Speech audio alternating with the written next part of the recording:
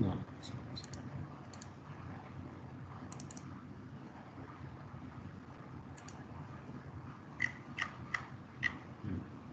So anyway, so last class, we have completed our Fourier spectrum. Okay, so this also we have derived in detail. So we have derived, all the discrete Fourier transform as well as the continuous Fourier transform itself. And finally, we have noted some important, the concepts like the Fourier transform is also a integral. Okay.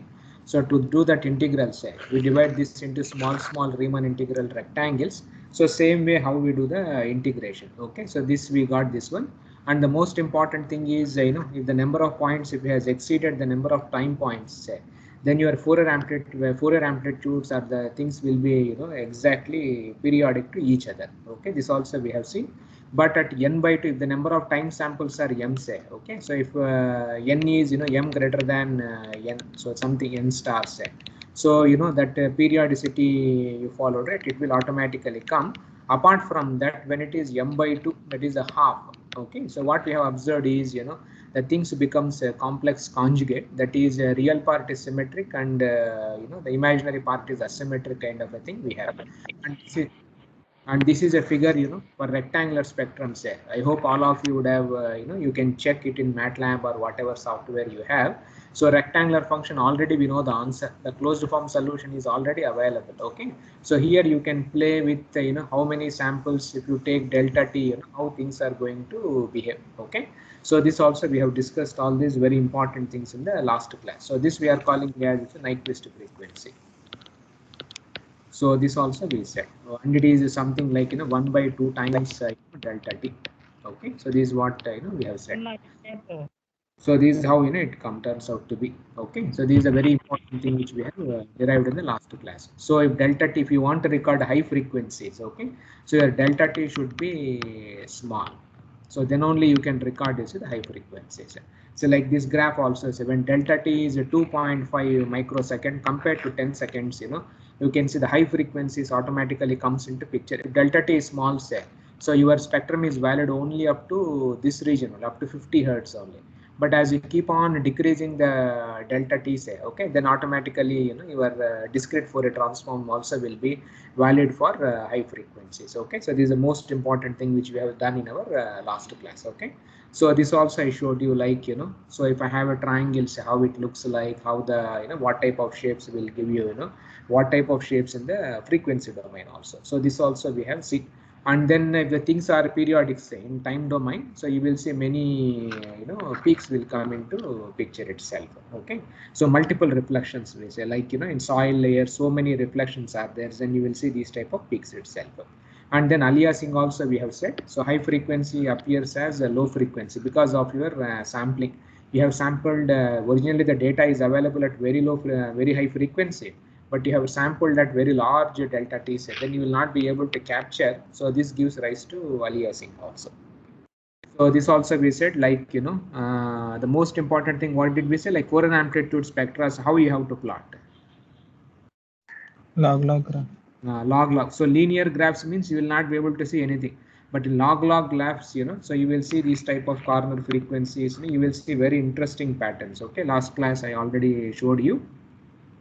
For like magnitude, say, you can see how things are happening. So you can observe only for in the log graphs. On ordinary graphs, you will not be able to find out anything. Okay, now here one before we close this one should understand, you see, the relationship between Fourier spectrum and response spectra, because both are same only. So obviously you followed, right? You will get a question, right? You say Fourier spectrum is also a function of frequency. Response spectra also is a function of frequency. Whether both of them will be same or related, or response spectra, if it is something one answer, say, Fourier spectrum also should give you something like similar answers itself, right? So there has to be both of them some kind of a connection has to be there. So this we have to find out. So now if we see response spectra, so if we see single degree of freedom system, which we already wrote previously, so we have x of t. Okay, so we can write as 1 by omega t integral 0 to t xg double dot, say, of tau So we had e to the power of eta omega, t minus tau, then sine, omega d, t minus tau d tau. So this is our Duhamel's integral. So given acceleration time history, this is my Duhamel's integral, okay, which you can first you already and the maximum value of xt max say will give you spectral displacement essentially, okay, the maximum this one. Now we want to find out whether how these things are related to Fourier spectrum also say. So for this, for the time being, if you assume damping is 0, that is a zero damper system. So this I can write as simply 1 by omega n 0 to t. So I have xg, double dot of tau. So this will be 1. So I have sine omega n t minus tau d tau. Okay, so this is my for a zero damper system. So this expression I can write as 1 by omega n say. So imaginary value of, I can write also like this 0 to t xg double dot of tau. Okay, so sine, so not sine because we are writing imaginary part. So e to the power of say minus I omega t minus tau d tau. Okay, so I can also write like this. So imaginary part of this is what? So e to the power of I omega t minus tau is cos theta plus I sin theta. So imaginary portion will be anyway, you followed it, sin omega t minus tau itself. Okay, so I can write, so this is my expression. So this expression, say we can write as imaginary whatever portion. So this I can split into two things, 0 to t xg double dot of tau e to the power of I omega tau d tau, okay, and e to the power of I omega t. So I can write it outside actually. Okay, so I can also write this expression like this. Now what is this quantity, this integral? What is this integral? So what is this integral? Integral of xg double dot of tau e to the power of I omega tau d tau.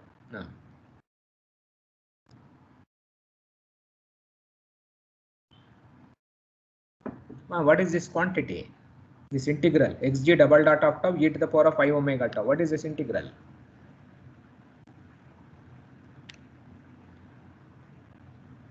See, what is that integral, see, previously also we have discussed, right? What is that integral? What is this integral? You are able to see here. What is f of t e to the power of I omega t, this expression? What is this one? Fourier transform. It is nothing but the Fourier transform only. Okay, so now this expression is nothing but the Fourier transform, but here there is one small change is there. So Fourier transform will be 0 to infinity, like that you will have, but now here you have the integral limits are t is there here, you followed, and this is your x of t. So now what happens, x at 2 seconds is there. That means a displacement at 2 seconds. If I have a time history, so displacement of 2 seconds, so then with this integral, you will be having 0 to 2 seconds. Then x of 3 say, that means 3 seconds. So what type of integral is this one? So your upper limit is changing kind of a thing. So it is a Fourier transform only. But your upper limit say this t changes based on your x-axis. So this is nothing but, you see, we call this as running Fourier transform. Okay, because it is running followed. So it is what we call as running Fourier transform. Okay, so where things are moving actually. So as you are computing the displacement at 2 seconds means integral, so you are using the data up to 0 to 2 seconds. If you are computing from 3 seconds like this, I have a time history. Okay, so if I am computing displacement at 10 seconds, so in that integral I have 0 to 10 xg double dot of tau e to the power of I omega tau d tau. So that means I have to do the Fourier transform of this portion only. So this much portion only I am taking the Fourier transform. Okay. Now at x is equal to 20 seconds, say I want to compute a displacement up to 20 seconds. So that means I am computing my Fourier transform from 0 to 20 seconds, 30 seconds or 25 seconds or something. So this is what essentially happens. So this is nothing but you are running you see the Fourier transform we say. Okay. So this is our running Fourier transform. So just 1 second. So this is our the running Fourier transform which comes into picture itself. Okay, so this expression you see, so I can write this as x of t say. Okay, so this expression I can write as, So 1 by omega, so imaginary parts. So that entire, this integral, whatever we have, so this integral, if I write as f, omega comma t, because it is a running Fourier transform. Of course, e to the power of I omega t dt. So this expression is there. Okay. So this is 1 by omega. So imaginary part, if I write, say, so omega comma t, imaginary part of e to the power of I omega t is, the sine, the omega t. So this is my, the response spectra. So response spectra for undamped system, say, I can write this one where this is your running Fourier transform. Okay, so this is my running, the Fourier transform. So now maximum value, so x of t max. Okay, so maximum value is anyway our spectral displacement. So this will be, if we 1 by omega. So what is the maximum value of this expression? So maximum value means you have to search from. So if the time history is from 0 to capital T, say, so now my x of t also is a time function of time actual. So if it is oscillating up to some 10 seconds or 20 seconds or up to t seconds, say, so in this entire duration, what is the maximum value we are interested? That is what anyway we are calling that as spectral displacement also. So then this becomes so this here, so t becomes capital T itself. Okay, so I can write this as omega t sine omega t. So when I take t as a capital T, say, what happens? So what is that? If I take t as, like, here the data is available up to 50 seconds. Now I will take the entire Fourier transform, say, that is up to 50 seconds actually. That means it is a complete signal. We have taken the Fourier transform. So I can remove my this one also. So f of omega sine omega t. So this is my spectral displacement. Sorry, this x of t is this one. So spectral displacement is the maximum value. So the maximum value is anyway the amplitude, that is f of omega by omega, because anyway this goes away because it's maximum, it is just oscillatory figure itself. Or the Fourier amplitude spectrum, say, this you can write as omega into sd. What is omega into sd? Spectral displacement multiplied by omega, what it will give me? Spectral velocity, pseudo spectral velocity.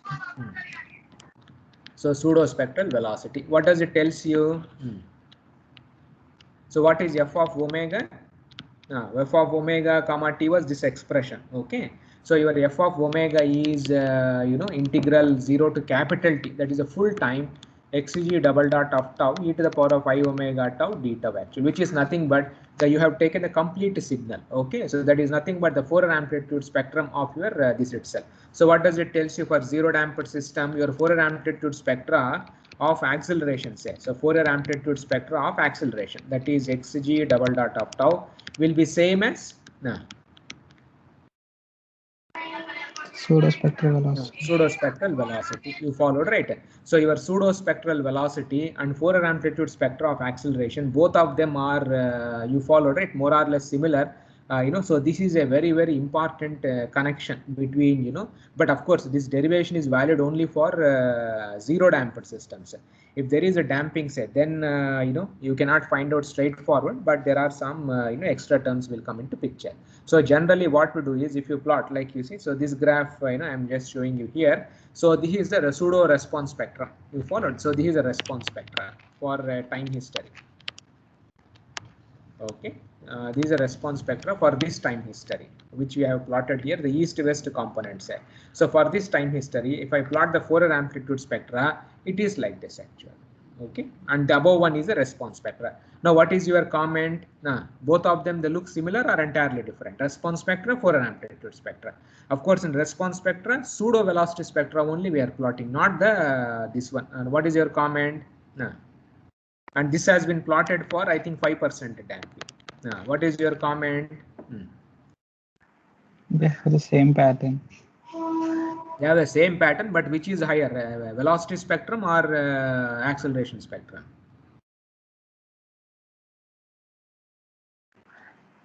Which is higher? Velocity is higher. It is so it acts like upper bound kind of a thing. Okay, so pseudo velocity response spectra is generally we consider it as a upper bound. Both of them are similar because of that relationship between those two. Okay, and now both the units are same. What is the units of velocity? Velocity units meter per second. Meter per second. What is the units of Fourier amplitude spectra of acceleration?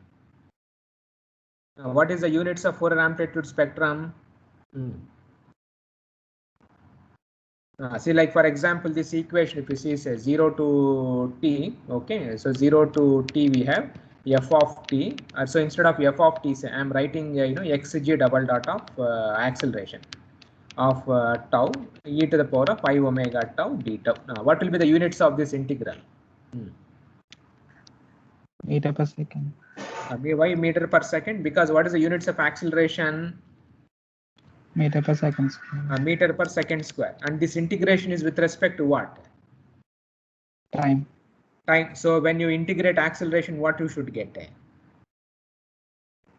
Velocity.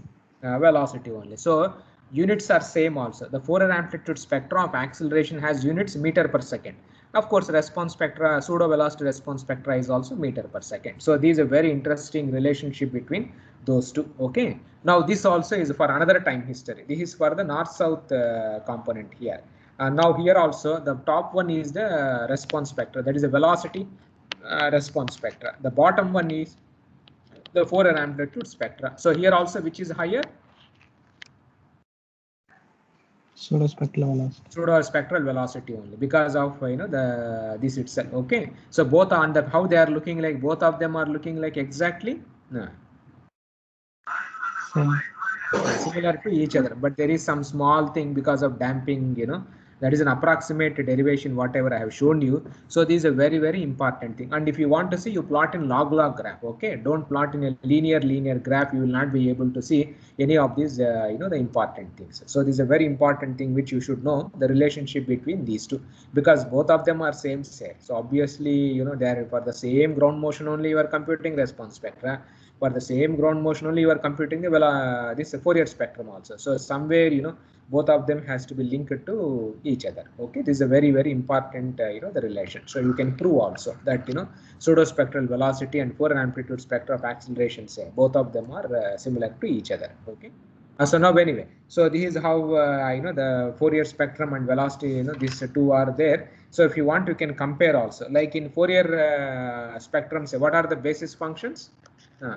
If I want to compare response spectra versus Fourier spectrum, say what are the basis functions in response spectra?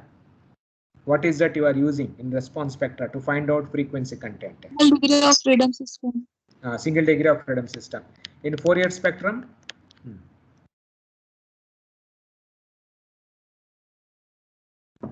what are you using to find out spectrum? What are the basis functions? What is that you are using? Sine and cos. Sine and cos only. Okay. So this is what you are using. Now in response spectra, say what is on the x-axis? Say. Under Fourier spectrum, what is on the x-axis? Frequency. So Fourier spectrum, it is frequency. That is what we are calling a circular frequency. Okay. Now in response spectra, what is on the x-axis? Now what is on the x-axis for response spectra? Time period. No, frequency only. You can plot with the frequency, period, time period. What is the relation? Both of them are reciprocal to each other, right? You can plot anywhere around. So what is on the x-axis? What time period it is, or what frequency it is? The natural frequency. Yeah, it is a natural frequency. It is root of k by m. But in the Fourier spectra, it is not root of k by m. Okay, it is your Nyquist, that circular frequency comes. So be careful. Okay, response spectra means natural frequency. This is circular frequency. Now Fourier spectrum, say once you have crossed the Nyquist frequency, let us say Nyquist frequency is 50 hertz. Now how the Fourier spectrum looks like? Once it has crossed the 50 hertz, it has crossed the Nyquist frequency. It will be symmetric. Symmetric or periodic. Okay. So this, of course, Nyquist frequency, it is a symmetric. Real part is symmetric, other part is asymmetric. But you have caused 1 by 100, say, that is a double of that one, then it will look a periodicity only. But response spectra, what happens? X-axis, say. Do you see any periodicity, say? No, sir. No, sir. Because what is on the x-axis? See, response spectra on the x-axis is natural frequency. Okay. So when you say 100 hertz, actually, what is the meaning of 100 hertz in response spectrum graph?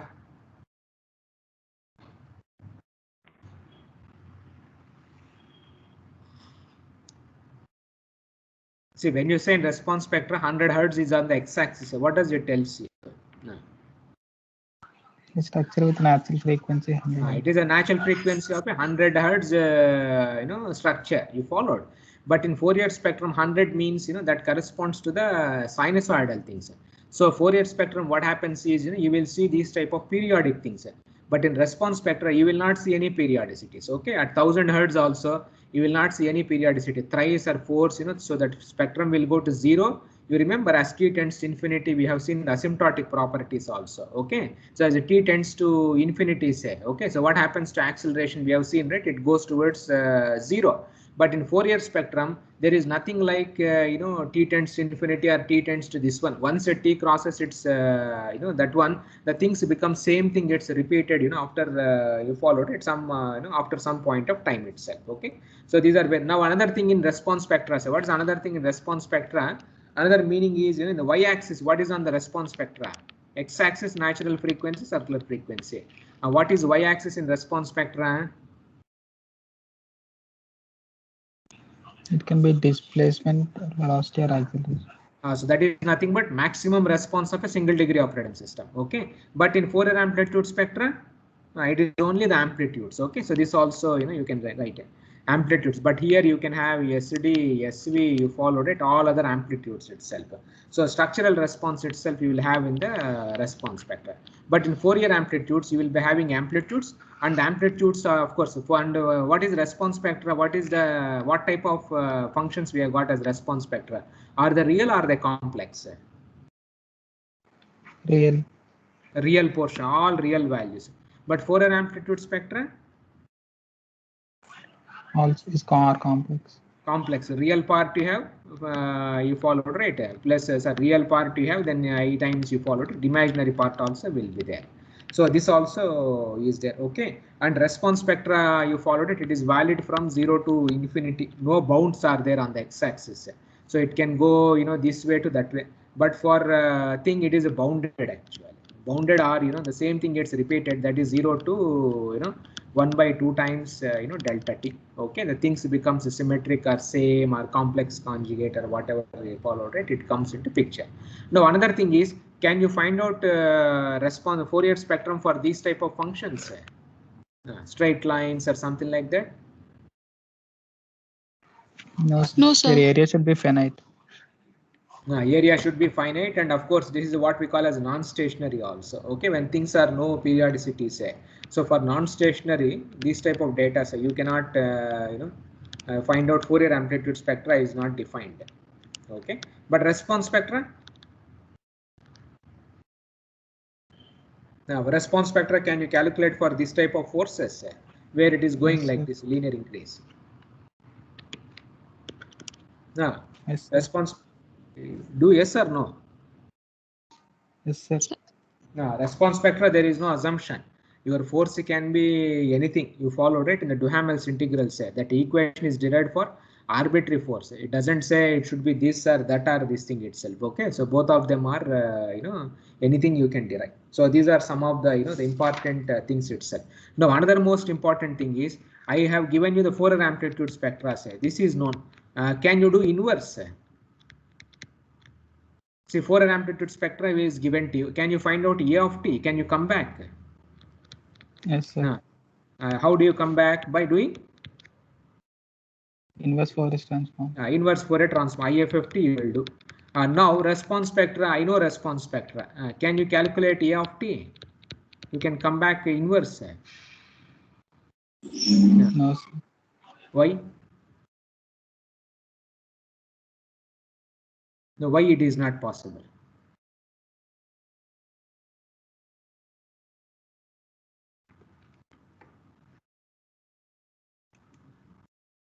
See why it is not possible from response spectrum graph.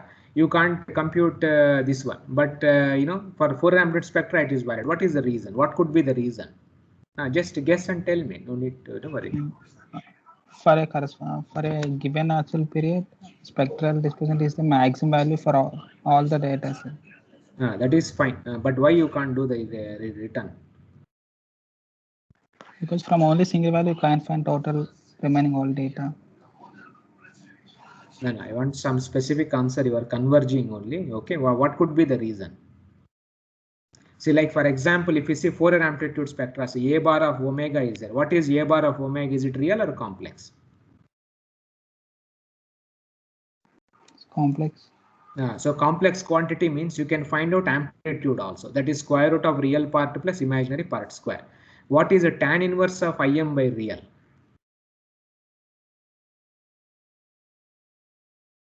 See, I have A plus Phase IB. angle. Phase angle actually. So Fourier amplitude spectra, Fourier spectrums have amplitude as well as phase information. So, but response spectra has what information? It has only Maximum absolute. maximum, whatever is maximum, it knows only the amplitude. You follow, right? But the phase information, see, we didn't count, right, in the response spectra what time that maximum value occurred. If you see the plots of a single degree of freedom system, so what did we do here? Now, for computing the response spectra, we didn't do anything. We simply took the maximum value. Remember, for a 3-second system, say, you just picked up the maximum value, but you did not do what time it occurred. You remember? So what time it occurred? Say for 2.5 seconds, say, it occurred, the peak value occurred at this place, but what time it has occurred, that we are not we are not interested in the response spectra graph. You followed? So that phase information, you see, we are not taking into response spectra, but in Fourier amplitude spectra, so because the phase is also there, so you can come back actually. But in response spectra you can't come back because we are not interested in what time the peak has come. We are interested only, you followed, right, only the amplitude. We did not worry about the x-axis at all. Irrespective of the x-axis, we simply took the maximum value itself. Okay, so the phase information is not available for the response. So if phase is not there, so what time, what this and that, you cannot come back to the original time history. So this is a very important thing, for the response spectra. So you can't come back to the original position. Okay, 1 second. Hello. Class now. So this is the important thing for the comparison between response spectra and the Fourier amplitude spectra. Okay. So now apart from these two, so there are also some more methods are the power spectrum. This is a power spectral density we use. So these things we use for a random process generally. Okay. So whenever we have a random process, they are all well defined, but autocorrelation and other functions are there. So this power spectrum is anyway, mathematically speaking, it is simply Fourier amplitude spectra you compute, say. So you have a real part plus imaginary part. Okay. So A square plus B square. So this gives you the Fourier amplitude spectra. If you remove the square root, say, so A square plus B square. So this gives you power spectral density. Okay, so it is just nothing but is a square of your Fourier amplitude spectra. So that gives you, the power spectral density itself. So this is also same only, but both of them are interlinked. So one is sufficient.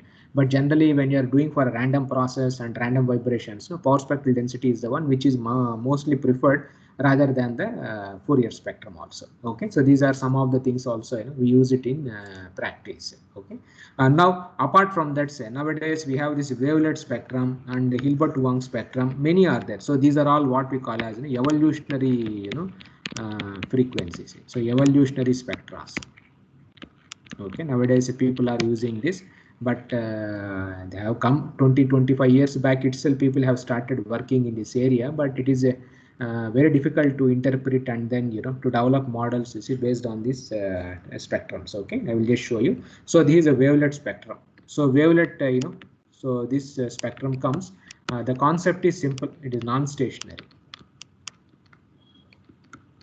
Okay, so in Fourier spectrum, if you see earthquake acceleration time histories, say, they look like this actually. Okay, but what are you doing in Fourier amplitude spectra? Your basis functions are, what are the basis functions in Fouriers? Sine and cos. Sine and cos. How do the basis functions looks like? Sine function. See, it looks like this actually. So it will not die up to infinity also. It will be oscillating only. You followed? Sine or cos. But your acceleration?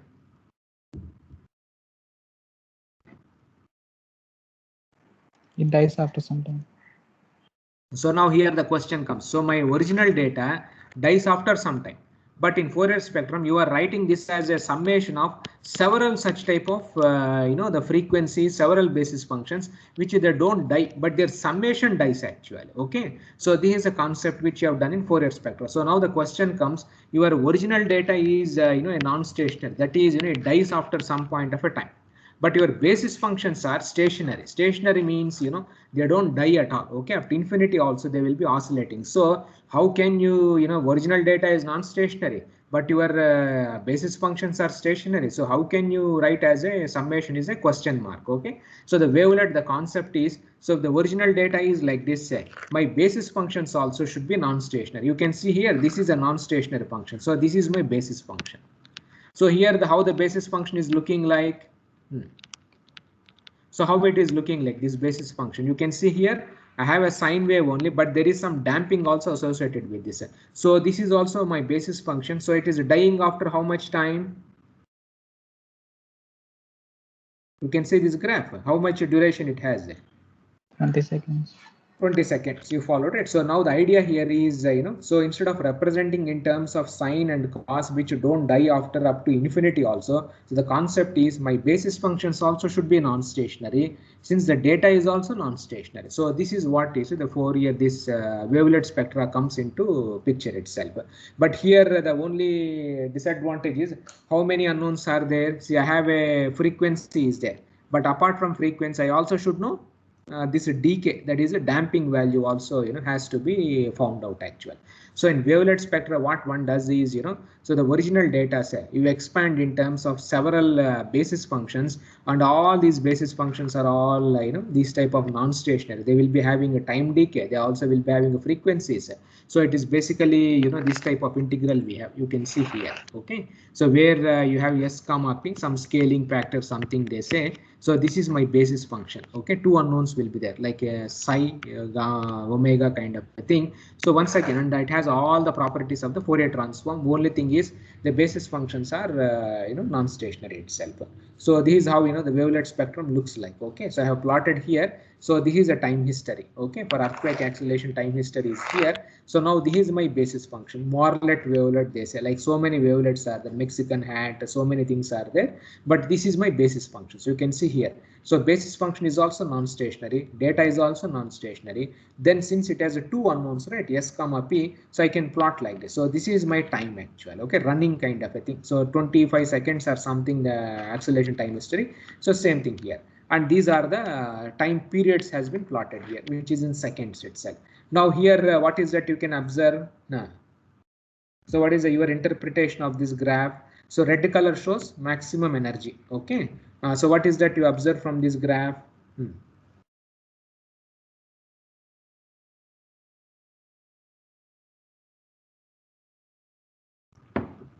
So what is the interpretation you are able to make it out? So you can see where the red color is. See, like 5 seconds, 10 seconds is here, 5, 6, 7, 8, 9. So approximately 9 seconds or 8 seconds. So this region, okay.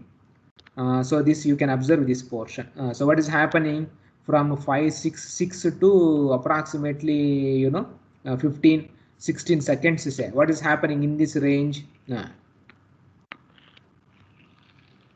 What is your comment here in this region? Maximum power lies in the region. Maximum power lies in that region. Or what does it tells you? So how your structure is going to collapse? See, previously we were looking only at the frequency content, but now the wavelets, it also tells you from what time to what time also. So what is the most dangerous thing in the time history? So you can project it here also. So which is the most dangerous portion? You followed. So this is the most from which time to which time? So approximately from 7 to 16. 7 to 16 seconds is the time. Now which structures are in danger here during this time? All structures, or what structures will be there? You have to project this thing onto your y-axis also. Now which structures? From 2 seconds to 0.125.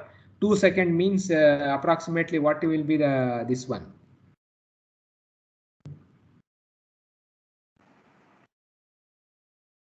So 2 seconds means what is 1 story building.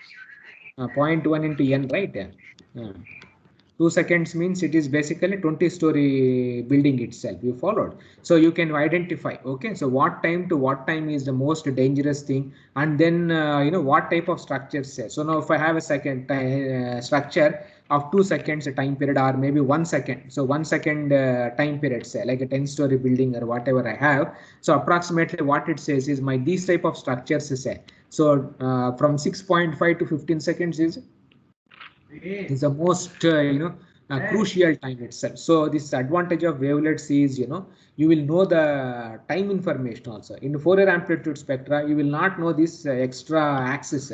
So this axis will not be there at all. You will be having only period versus the amplitudes, and it will be averaged actually. Okay, so but with the wavelets you have this extra information of what time your structure will collapse. So it tries to gives you follow it more information into the data itself. So this is the advantage of wavelets. So this is also one more spectra I'm showing, another time history. So here also you can see now which is the most dangerous portion.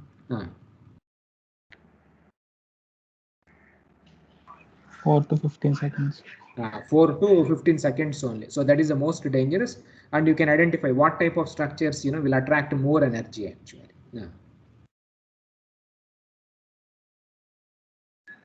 0.25 seconds to 2 seconds. 0.25 to 25, and this one. And here also one important thing. Suppose if you see the small band cell, do you think your structure will get damaged? So this is acting for how much seconds?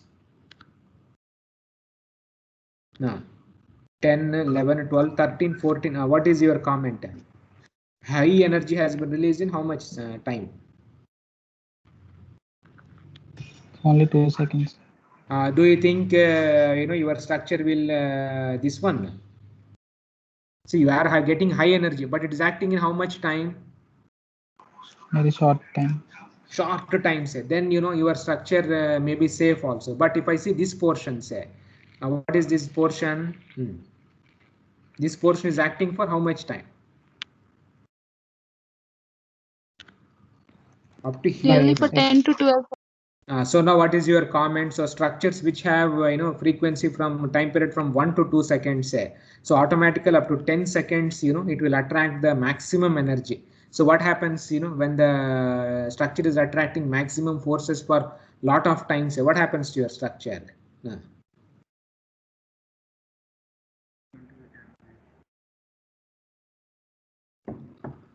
So you are getting maximum forces, say. What happens, say, finally your structure will May get damaged. So it may get damaged.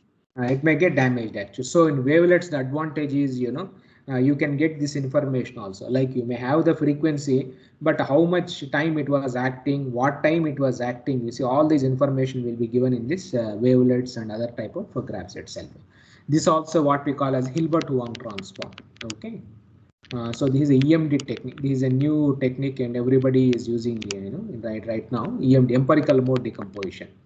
So here also I have a time history cell. Okay, so you expand this time history into several basis functions. These are all empirical basis functions, we say, and all these basis functions also they are all non-stationary kind of a thing. So if I add up all the basis functions, I will get back my data. So from that also you can expand. So this is what we call as Hilbert-Wang spectrum, or the graph like this, or maybe we can plot. So now I am showing you the Fourier spectrum, how it looks like, then the wavelet spectrum, say. Okay, then Fourier spectrogram we say, and then we have this Hilbert spectrum also.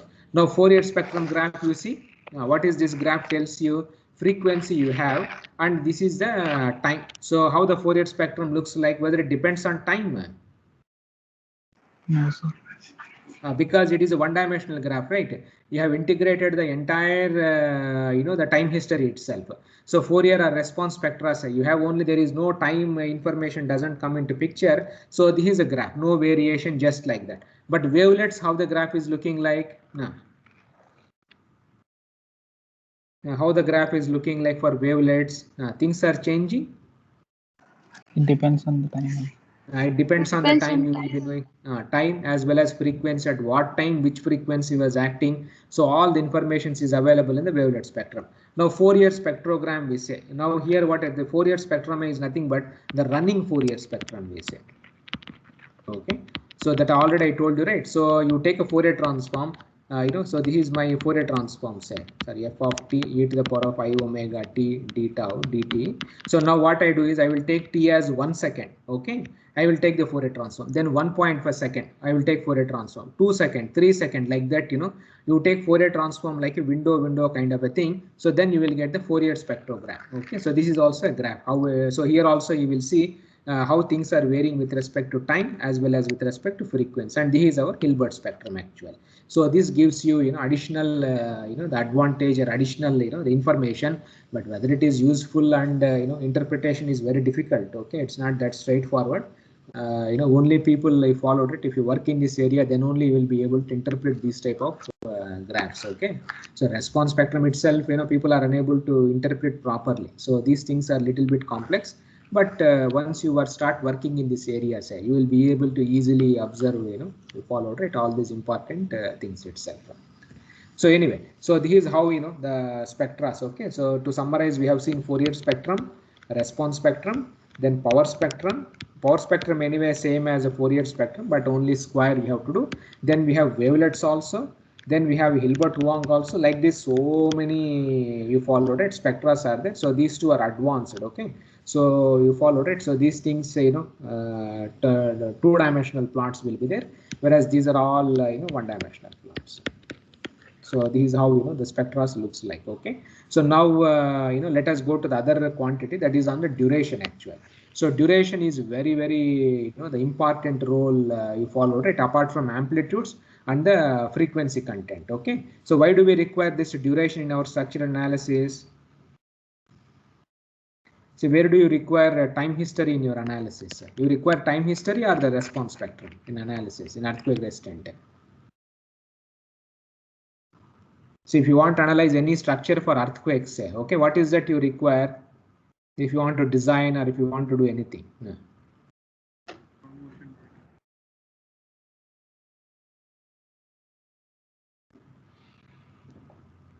See, what does the code says, when do you require time history? You require time history or the response spectrum? Yeah. For nonlinear analysis. For nonlinear analysis, okay. So for design, you require only response spectra. But if you want to do analysis, say nonlinear analysis or something, if you want to do, then you require this time history analysis. So time history means the duration, how much duration it was there. All these things becomes very important actually. Okay, so that's why this duration becomes very important. So generally, for liquefaction, for foundation materials, is liquefaction, how this pore water pressure builds for soil studies also. This duration is a very important parameter. Okay, then weak and short period structures also you require duration, and of course you require for degrading characteristics. That is essentially nonlinear analysis. So if you want to find out where hinges gets formed, what is the weakest point in my structure, also we require this duration. Now how do we compute duration of ground motion? Okay, so like here I am showing you, this is for 3 magnitude. Okay, then 4, then 5, then 6, 7, and this is for 8 magnitude. What is your observation? No, this is for 7 magnitude. This is for 8 magnitude we have. What is your comment here?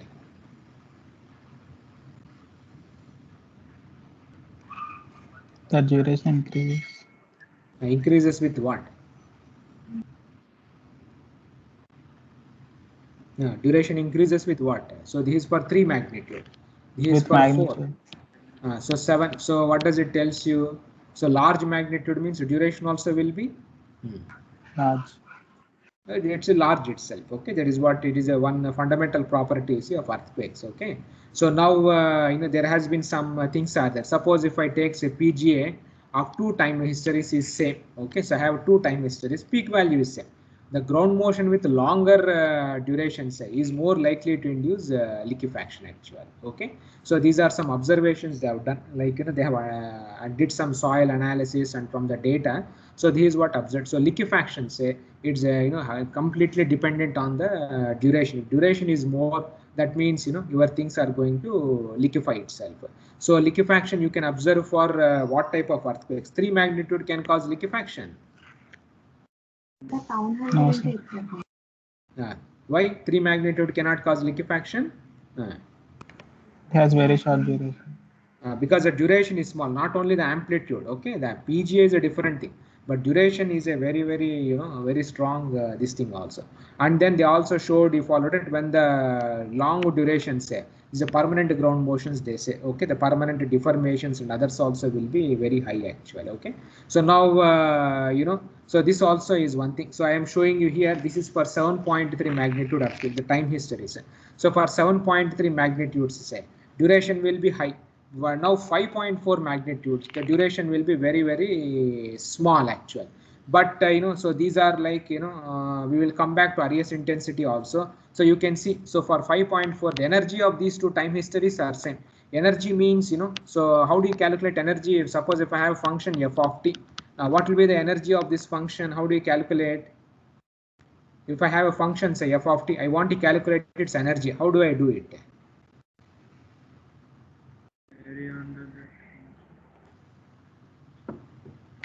See, I have a function f of t. I want to calculate its energy. Generally, what do we do?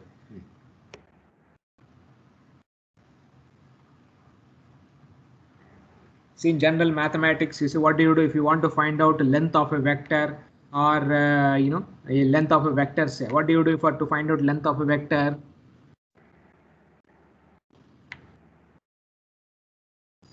See, if I have vectors, say x, y, z, what is the length of a vector? Square root of x square plus y square. X square plus y square, we do that. Length of vector is also something like energy only. Okay, that is a L2 norm or whatever you have studied, you see, in mathematics. So here also, to find out energy of any function, say the simple thing is you square the function and then you integrate it actually. So this will give you the energy. Okay, so how much energy is there? So if you have any function, simply square it and then integrate it, so you will get the energy itself. Now here these two time histories, 5.4, this is 7.3. So the whole integral say of this value is, you can see, as a time is 90 seconds are in the total energy under this function, both of them are having same energies actually. You followed? So 5.4 also has same energy, 7.3 is also same energy. But the problem is 5.4 energy is released in how much time? So this energies are same, but it has been released in short time.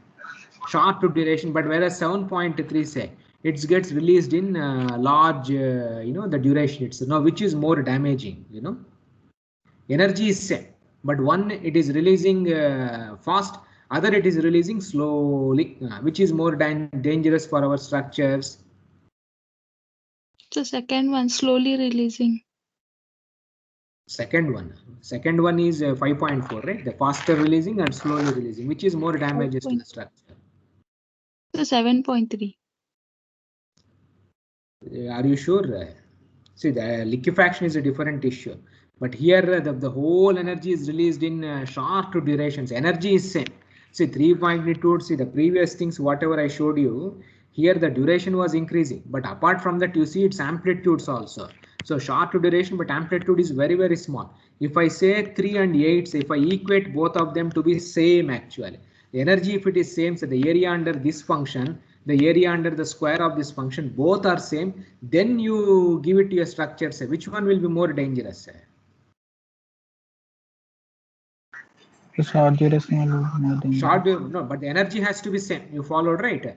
In general, if you talk 7 magnitude and 5 points, our assumption is 5 magnitude will have low amplitudes, 7 will have high amplitudes. That is one issue. But equating both of them and then you give it to the structures, then you followed, right? So this becomes much more, damaging to our structure, or the energy dissipation, other problems comes into picture. Okay, so this is what they say. See, you can see for equal acceleration, if PGA is same, which is more dangerous?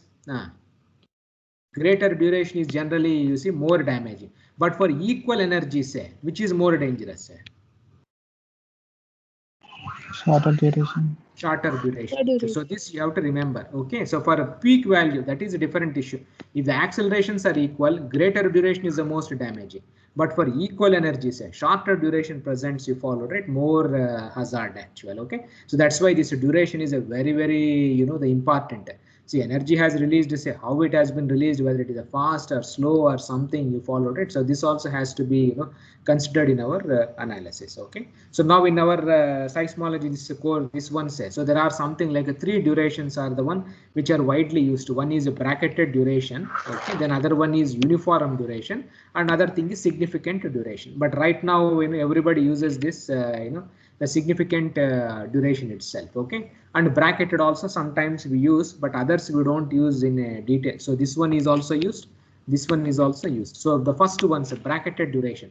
So this is defined as a total time elapsed between, you see, first and last excursions of a specified level of acceleration. So this is what we call as, you see, bracketed duration. Now uniform means we define a threshold value, say, and then it is not interval between the first and final peaks, but sum of the time intervals during which acceleration is greater than the threshold. And the last one is this duration game on the concept of energy. You followed. So energy means, as already I told you, right? If you have any function a of t or f of t, say, you square it, you find out its energy, you will get, you integrate it, you will get your energy. And sometimes in earthquake engineering, we also call this as RES intensity. That is nothing but energy under a time history. Okay. So this TR anyway is running, the Fourier transform kind of a thing. So if I have a time history, say, so if I 30 seconds is the duration. If I take TR as 30, I will get the total energy. If I take only 10 seconds, say, so I will have energy only in the first 10 seconds, how much has been released, 20 seconds, say, like that, we compute. So these are the three things. So these how the graphs looks like. So bracketed duration, say, so this is my time history. You take its absolute a square. Okay, so you take any acceleration time history, you square it. Okay, so everything becomes a positive. There is no negative value here. So the graph you followed it looks like this, and you select a threshold. Okay, so now we have selected a threshold as some a0 square or something. So the first time, the time it has exceeded is, this is the time where it has exceeded for the first time. Then it oscillates, and finally, say, so this is the value where after this, it has completely, come down. Okay. So this is what we call as, the bracketed duration. So first time and the last time.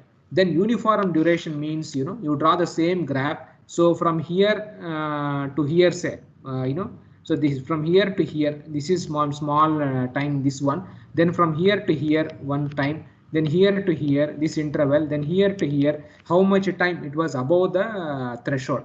So here to here, like this, you have to find out first time, then immediately when it comes back here and you sum up all these time intervals, you will get uniform duration. Then significant duration is defined as the energy concept. So that is RES intensity, so 0 to t, a square t dt. Then the denominator is, so 0 to t, capital T, that is the total duration, say, a square t dt. So this t runs from 0 to capital T. Okay. So when the t becomes a capital T, say, what happens to RES intensity, the ratio? So when t becomes a capital T, what happens to the numerator? Becomes same as? No. Ratio is 1.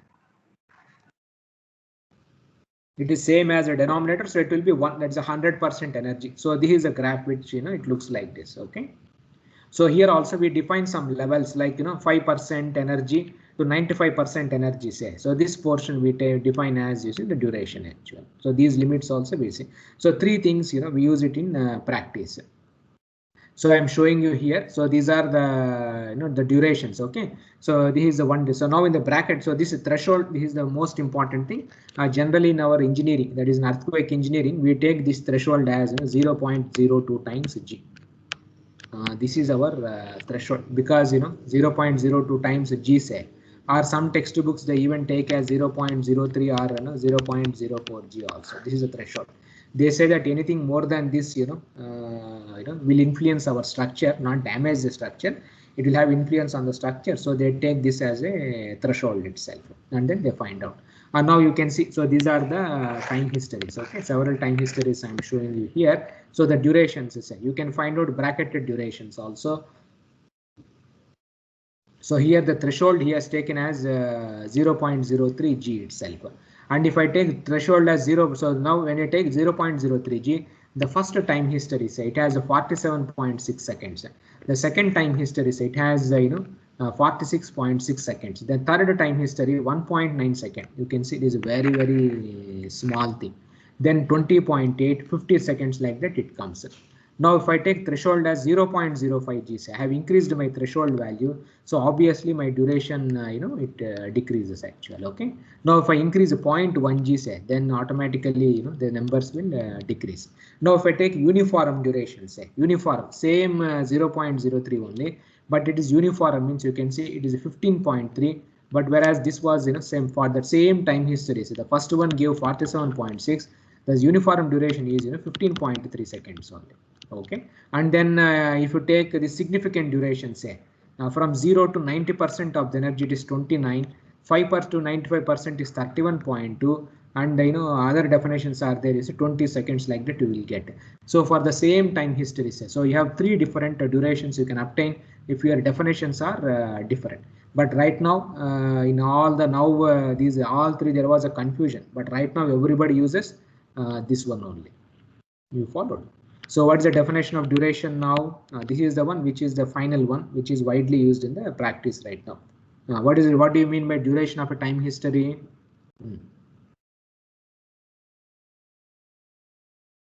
The time so what do you mean? 5% IRS intensity to 95%. That is what we call as a duration. So this is the final, the definition, 5% to 95%. But to find out this duration, you have to do some extra work. Okay, so you have to plot square IRS intensity, then only you can do this type of the durations. So this is what we say. So this is the one which we use right now in practice. Okay, the interval between the times at which 5% and 95% of the total integral is attained. Okay, so this is what we call as duration of time history. So this is my definition of duration. Okay, so this is the one right now. It works nicely. It is able to represent something. So this is the one we use it in practice. Now, apart from that, duration, amplitude, and frequency we have seen, there are also parameters are there which combine two different things also, like root mean square acceleration. Okay, RMS value. So it is defined as A of t whole square, that is energy 0 to TD. Then you divide by 1 by TD. This is the duration of the ground motion, and then you take a square root actually. Okay, so this we call as a root mean square, the acceleration, and it has found out that it affects the amplitude and the frequency content also. Both of them, this information will get clubbed in ARMS. Then there is one more characteristic intensity. Some Ang he has proposed that one. So he says that this is linked to structural damage. So he says 1.5 times RMS and 0.5 times TD. If I multiply these two, you will get characteristic intensity. He says that this is more related to damage of a structure. To follow. So like that, there are so many parameters are there. Then nowadays people use this cumulative absolute velocity also, which is I think a famous this one. It is coming off. Yes. Oh, okay. Now, so this also we use it. Cumulative absolute velocity, which is not square of an accelerogram, but it is like a L1 norm, modulus you take. Okay, so modulus of this function you take, and then you integrate, say, then you will get cumulative absolute velocity itself. And this is a very famous one. Now many nuclear people say, if you see nuclear codes, okay, USNRC, US Nuclear Regulatory Commission, then AERB, many nuclear people, they say that this is the one which you have to look for. Okay, in terms of damages also. Okay, like this also, in the not a PGA or a PGV or a response spectra, but CAV defines the maximum damage. If I have two time histories, say the time history which has maximum CAV will be more damaging to my structure. So like this also, people have started. Okay, then one more thing is response spectrum intensity. So instead of calculating the area under in the time domain, so why don't you do it in the frequency domain also? So this is one response spectrum intensity. It is defined from 0.1 second to 2.5 second area under your pseudo velocity response spectrum. Okay, so you have a response spectrum, the pseudo velocity you followed, right? Response spectrum I have. So here you find out the area between 0.1 to 2.5 second, the area under this figure. So 0.1 to 2.5. So the area will give you the response spectrum intensity also. Then velocity spectrum, acceleration spectrum intensity also we call them. Okay, so this is the area under spectral acceleration. from 0.1 to 0.5 seconds. So they say that this does find and concrete dams, some observations are there. So like this, and effective peak acceleration also is there. So this is also the area under the response spectra only. 0.1 to 0.5 divided by some 2.5 they do. So this is, you have to find this response spectra say. So 0.1 is somewhere here and 0.5. So area under this graph actual, okay. Then peak velocity also is there. So area under pseudo spectral velocity. So like this also, people have done derived so many, the parameters. So there are right now, so many things are there, and if you summarize, almost I think 21 to 30 parameters are there. So you can see. So now to summarize, we have PGA, peak values, okay, peak ground displacement, peak ground velocity. This we have. Then sometimes we use a V by H also. That is a ratio of vertical to horizontal also. This also we use. Okay, so this they say that it gives you some, the natural frequency or some the first mode of the ground motion also they say. Then predominant frequency, it is nothing but the frequency corresponding to maximum value of the Fourier amplitude spectrum. Then we have central frequency. So this comes from the power spectral density itself. Then spectral parameter, that is the bandwidth or something like that we have. Then PGV by PGA ratio, that also people use. Then significant duration, then root mean square acceleration, RES intensity, cumulative absolute velocity, characteristic intensity. Then we have acceleration spectrum intensity, velocity spectrum intensity, total energy, spectral centroid. So these things comes from the wavelets or Hilbert-Hua. That is from the two-dimensional spectra. Okay, so that also you can do all these quantities, centroid, then temporal standard deviation, correlation between time and frequency. So these are essentially, like I showed you, right, these 2D plots. So for 2D plots, say you can define the area under this function, then what is the mean value in x-axis, mean value about y-axis. So this also you can find out temporal centroid, spectral centroid, then the standard deviation in this direction, standard deviation in this direction, the correlation and all other things can be estimated, okay, from all these graphs itself.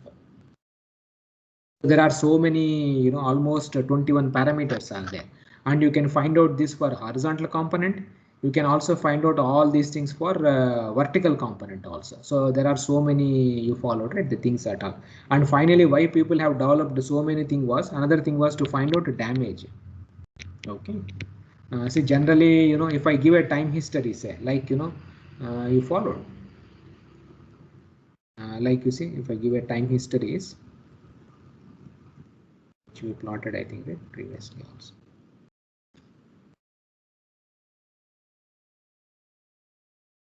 See, like for example, now among these 4 time histories, which is more damaging to the structure?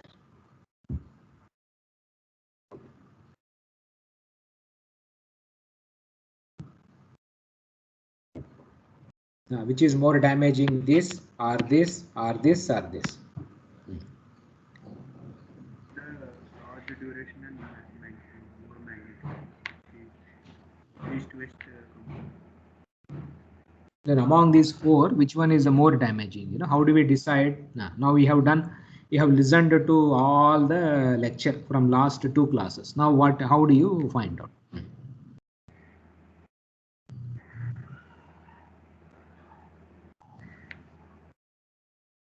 See, previously we were telling only the peak value, response spectra, all those things we said.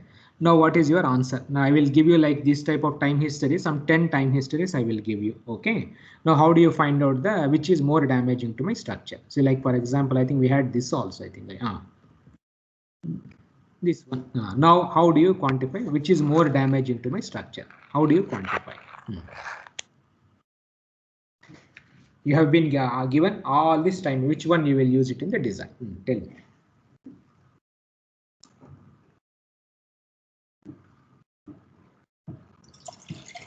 Now what you will do? We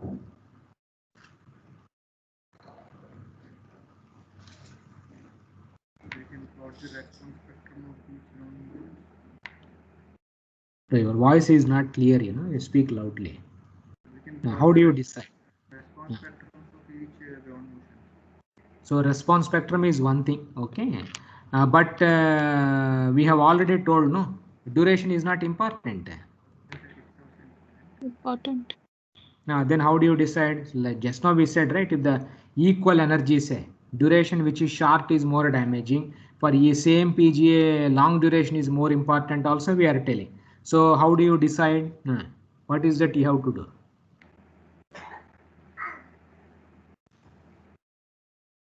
What you will do after so many parameters I showed you? So what is that you will try to do?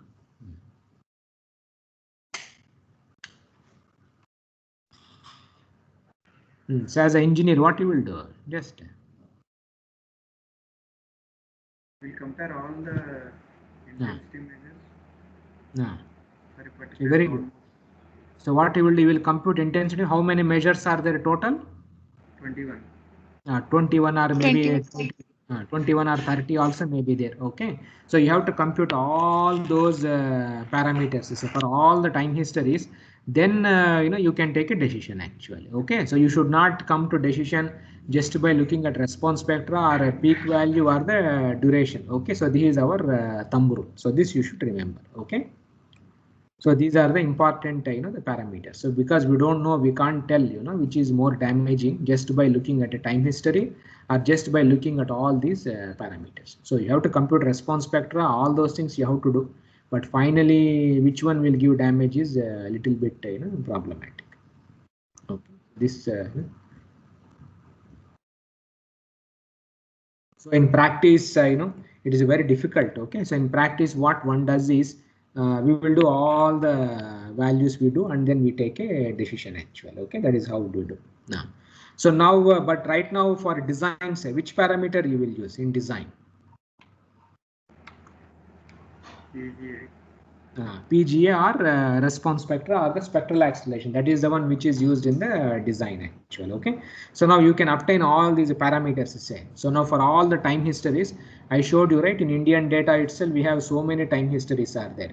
If you take all world data, say something around 10 lakhs the time histories will be available for the entire world itself. So now from all the 10 lakh time histories, it is very difficult to visualize and very difficult to understand these things.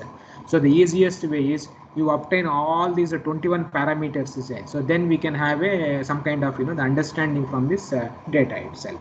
So that is what you see. We once you have a data set, you extract all the parameters. Now we will do this the empirical models, you see, people have developed actual. Okay, so these empirical models we say.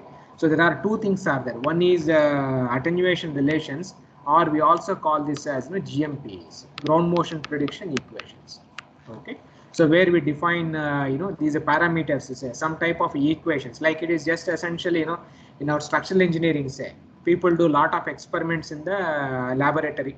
So what they will do, they will break some 20 beams or 30 beams or whatever specimens, they will obtain the data. Once they have obtained the data, so what do? They will fit some kind of equation, y is equal to mx plus c, or some regression they do, and then they develop their own the design equation. So here also, once you have a lot of data, so you derive all these parameters, say, and then you can develop your own you see the equations kind of thing itself. So those type of equations, say, we call them as this ground motion prediction the equations itself. Okay, so this is also one which we use it in practice. The other one is the stochastic seismological models. These are also empirical models.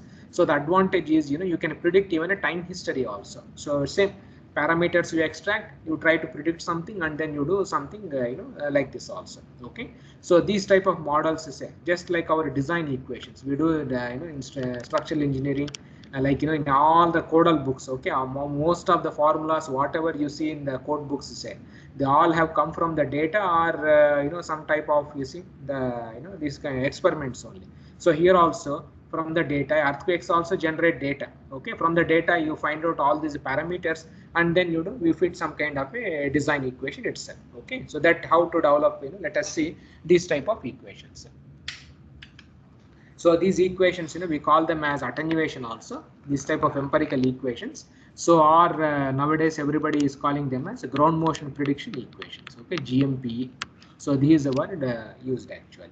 So now, so we have all these variables. That is, these are the variables. Some 21 variables are response spectrum, Fourier amplitude spectrum. We have all the variables. So now what we try to do is we will develop some kind of a equation. Okay. So this is my dependent variable we say.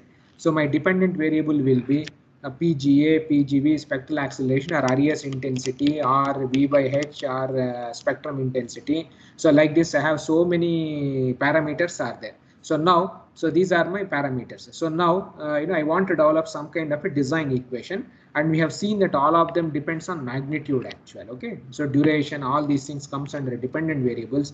Now our independent variables will be magnitude, then a distance also, because this is also very, the important parameter. Then site condition. So like that, so many, the independent variables are there. Okay, site condition. So like that you can include. So finally our target is we have to find out some kind of a expression. So this is 21 variables to say response spectra, Fourier spectra, all these variables.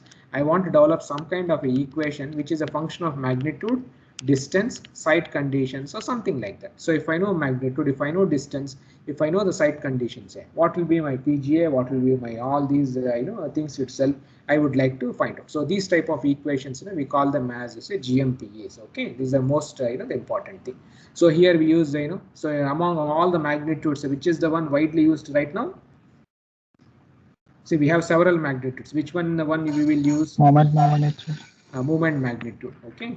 So this one. Now among the distances, say there are so many distances are there. Epicentral distance, hypocentral distance. Distance is a very complicated thing, because for 3 magnitude, 4 magnitude, say, because the small size of the fault only will break. So whatever distance you take, it is fine.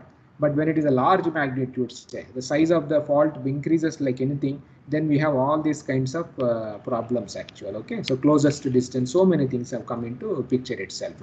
So moment magnitude, say, as already I told you, it is the easiest way to measure the size of an earthquake, and you can find out all kinds of studies. You can get this magnitude also. Okay, so now distances, as already I told you, there is no like a fixed kind of a thing. You can use any distance, whatever distance you see, you like it also. Okay, so this is how the distance looks like. The problem is like this. So this is the fault which you cannot see. It is buried somewhere in the ground. So this is the place where the earthquake has occurred. It is the epicenter. You followed. So this region is the epicenter. They are the focus. Sorry. Now, so this is my focus. Okay, where the earthquake has started. If I project this focus onto the surface, say, this is my epicenter here. Now this much portion of the fault has ruptured actually. Now which distance you will take? My site is here. Which is the best measure of distance? And this is my surface projection of the rupture. If I project this entire fault planes onto the surface, it looks like this actually. So now you can define many distances. One is epicentral distance, other one is hypocentral distance from the source. Then I have this is what asperity we say. Asperity means where the region where the slip is very high. Okay, slip is extremely high actually. So this we call as asperity. So now I have this region also where the slip is very high, because that is the place where the maximum ground motion gets generated. Then I have RJB, that is a distance to the rupture, that is surface projection of the rupture. Then I have RUP, that is to the rupture we have. So many distances are there. So now which is the most which one you will use it in calculations? Which is more advantageous?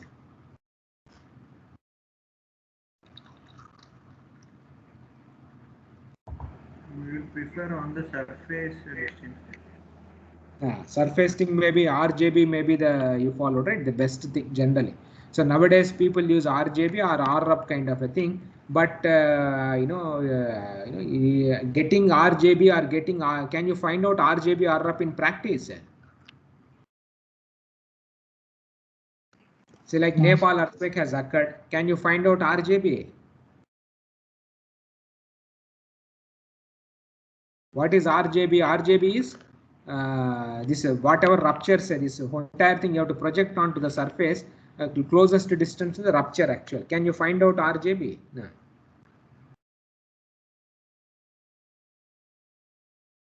Can you measure it? I think not possible. It was very difficult because the faults are buried somewhere inside the earth.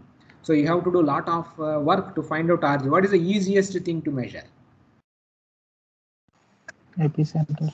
Epicenter is the easiest. Hypocenter also maybe the easiest. The depth of the fault, that the broadband or something. So easiest one may be epicenter actually followed. So in the olden days, everybody used epicentral distance only because that is the easiest thing to measure. But now people followed it. More data came. Then people have said RGB has to be used. In America and other places, say RGB they measure regularly and they do all kinds of studies. But in our India, you followed, right? Very less data set is there. It is very difficult to identify what distance we have to use here. So anyway, so I will stop here. We will continue in the next class. Okay. So if you have any doubts, you can ask.